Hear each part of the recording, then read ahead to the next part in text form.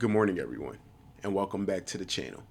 In this presentation, I'm walking through how I would design a secure Azure environment for a small business production deployment.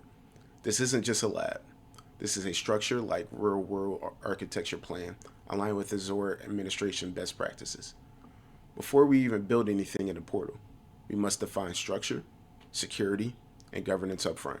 Let's get into it. The fictional company we're building for is Blue Peak Consulting. They have approximately 25 employees. Their needs are typically for a small production environment, internal application servers, secure administrative access, file storage, backups, monitoring, and governance control.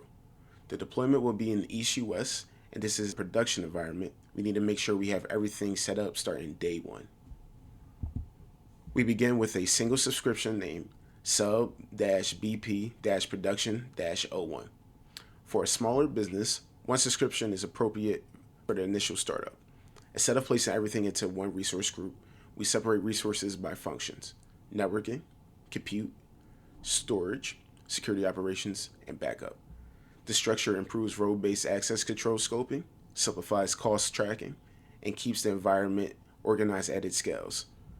Clear structure early prevents operational complexity later. One of the most overlooked aspects of cloud design is naming consistency. We use a structured name format, BP-resource-workload-environment-sequence number. For example, I have everything down here. We want to make sure that we use this daily to support clarity, automation, and reduce confusion as environment grows.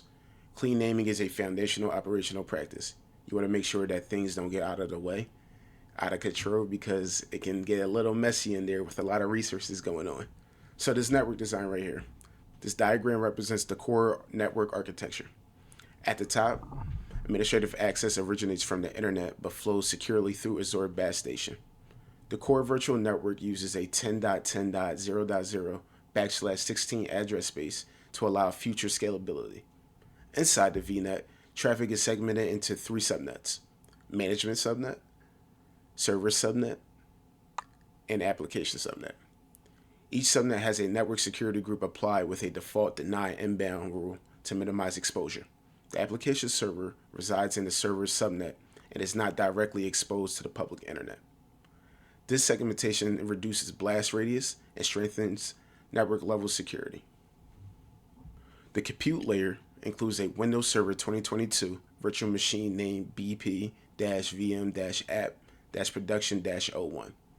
The selected size is standard _B2MS, appropriate for a small business workload. The VM includes a separate data disk to improve backup flexibility and application data management.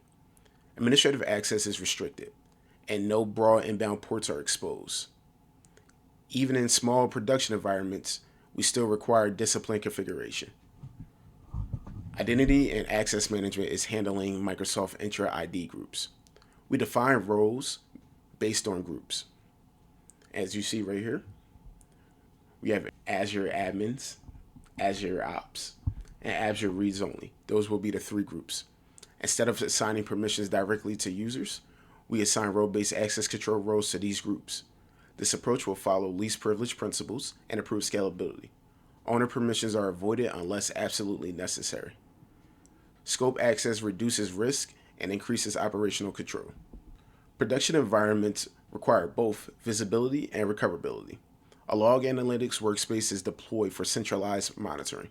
A recovery service vault is configured to support daily backups. Alerts are configured for high CPU usage, backups failures, and critical configuration changes. Monitoring ensures operational awareness, and backups protect against accidental loss or malicious activity. Governance ensures long-term stability. Mandatory tags are enforced across all resources. Resource locks are applied to critical components to prevent accidental deletion. Azure policy is used to enforce compliance controls.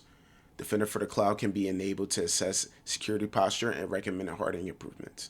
Security is not layered on later. It is built in the foundation in which we are building the environment. In part 2, we move from architecture planning into implementation inside Azure.